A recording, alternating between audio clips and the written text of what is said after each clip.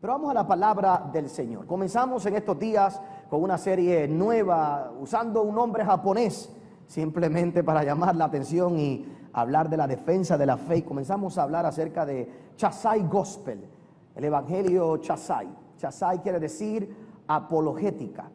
Y la apologética es la parte de la iglesia o de la teología que defiende la fe. Apologética no la podemos confundir con la palabra en inglés apology, que de ahí también sale, que es la palabra donde nosotros decimos perdón. Apology en español es la palabra perdón o pedir perdón, pero en realidad la palabra original apologética viene de apologia, que es la palabra en griego, y era la defensa de los pensamientos en los círculos de los griegos. Y de ahí se transfiere esa palabra a través de los tiempos para hablar acerca de la apologética cristiana, que no es pedir perdón, no es excusar nuestra fe, sino que es defender la fe. Bien interesante, y no estamos entrando en esa parte de este estudio de cómo esta palabra ha ido cambiando a través de los tiempos. Tenemos que ver la apologética con el sentido original de la palabra original, que es apología, que es defender, no es pedir perdón. La palabra evolucionó al punto tal donde podemos pensar que apologética es simplemente pedir perdón y no tener necesariamente la defensa de la fe. Nosotros como creyentes, la palabra del Señor nos pide que estemos preparados para defender nuestra fe. Y mira lo que dice Primera de Pedro capítulo 3, el verso 13 al verso 16, dice: ¿y quién es aquel que os podrá hacer daño si vosotros seguís el bien? Mas también si alguna cosa padecéis por causa de la injusticia, bienaventurados sois.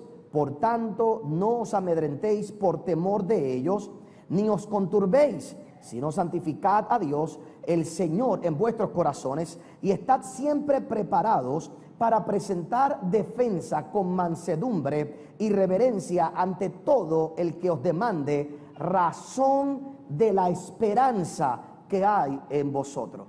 Nosotros defendemos la esperanza que hay en vosotros y damos razón para la esperanza que nosotros tenemos, teniendo buena conciencia, para que en lo que murmuran de vosotros como de malhechores sean avergonzados los que calumnian vuestra buena conducta en Cristo.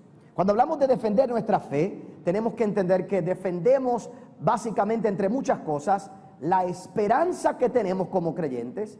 Defendemos nuestra filosofía de vida, nuestra manera de vivir, nuestra manera de hacer las cosas ante gente que quiere desacreditarnos. Y te explicaba la semana pasada que esto comienza y la iglesia tiene que comenzar a explicar y a dar razón específicamente porque la historia es la misma a través de los tiempos. El mundo siempre ha querido hacer que los cristianos somos locos, que no tenemos razón, que somos gente ilógica, fundamentalista, retrógrada, que esto en realidad no sirve. Y esto pasó aún desde el momento donde los primeros creyentes reciben al Espíritu Santo.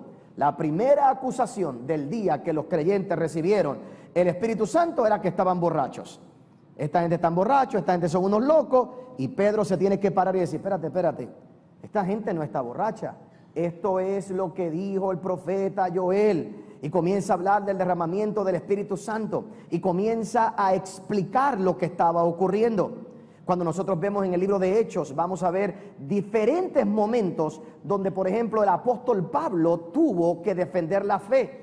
Y hay una frase bien interesante, porque en una ocasión, cuando él está ante el jurado y ante el juicio romano que le están haciendo, el líder de aquel tiempo le dice: casi me convences, casi me convierto, casi me hago cristiano. Porque el argumento que presentó Pablo fue un argumento tan racional y tan inteligente que provocó que aquellas personas pudieran pensar más allá de todo lo malo que se había estado diciendo a través de los tiempos. En aquellos tiempos había todo tipo de chisme, bochinches. Se decía que los cristianos comíamos carne, se decía que los cristianos abusábamos sexual de un montón de gente, que nos escondíamos en las cuevas para nosotros poder hacer cosas ocultas. Se decía que era un régimen que quería ir en contra del gobierno y derrocar el gobierno.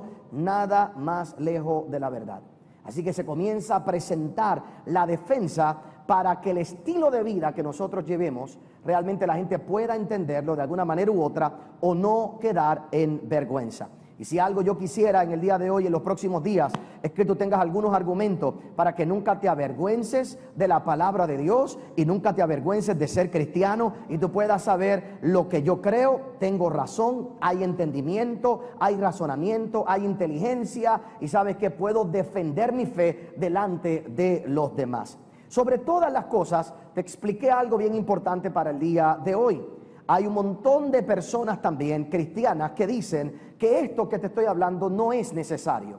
El aprender a defender la fe para algunos no es necesario. Y no es necesario porque se entiende que la obra del Espíritu Santo es necesaria para que una persona sea transformada. Por lo tanto, ¿de qué sirve, según ellos, el yo darte razón o razonamientos para tratar de convencerte si en realidad, si el Espíritu Santo no lo hace, nada puede ocurrir en tu vida? Y tienen cierta razón, pero no toda la razón. Y hoy vamos a ir un poquito más profundo en ese sentido. Te expliqué que la meta principal para este pastor que está aquí, tu pastor, con esta clase que te estoy dando y que te voy a dar los próximos miércoles, es para que tú puedas cuidar tu corazón. Sobre toda cosa guardada, guarda tu corazón, porque todos los que estamos aquí vamos a tener experiencias, todos los que estamos aquí vamos a tener situaciones y estamos expuestos a diferentes preguntas allá afuera, diferentes ideologías que van a tratar de poner pensamientos en tu vida y que van a poner semillas que van a hacer quizás probablemente en algún momento dado dudar de tu fe, dudar de lo que tú has creído. Así que no te estoy enseñando apologética para que tú pelees con nadie, sino para que tu corazón se cuide, para que cuando tú te expongas a diferentes cosas allá afuera, lo primero que debe estar cuidado es tu corazón, guardado tu interior, y sí que puedas presentar argumentos inteligentes, sagaces, para que la gente pueda decir: no estoy hablando con un tonto, no estoy hablando con un irracional, estoy hablando con alguien que piensa, alguien que es inteligente, alguien que sabe, alguien que es maduro, alguien con quien se puede sentar uno y puede pensar, ¿verdad?, de diferentes maneras. En estos días tuve esa experiencia con una persona conocida de nuestro país, que cuando hablábamos, estábamos en una mesa, le hablábamos y él me estaba preguntándome acerca de ciertos conceptos, ciertas cosas ideológicas, y cuando yo le presento un argumento, me dice, se queda pensando y me dice: nunca lo había visto de esa manera. Y me dice él: me gusta oír gente inteligente que puedan darme argumentos que me pongan a pensar. Yo sé que desde ese día él está buscando cómo debatirme ese argumento y cómo bateármelo, y yo también estoy buscando para el próximo encuentro todo lo que él me va a decir para bateárselo para atrás. Pero en realidad ahí es que está el intercambio real de lo que nosotros como creyentes podemos hacer. Ahora mira lo que dice, quiero que vayas conmigo a un verso en el libro de Mateo capítulo 22. Mateo capítulo 22 y una vez más, tú y yo tenemos que recordar que la batalla más fuerte que nosotros como cristianos tenemos no es contra el enemigo y no es contra el mundo. Nuestra pelea no es contra carne ni sangre, sino contra principados y potestades.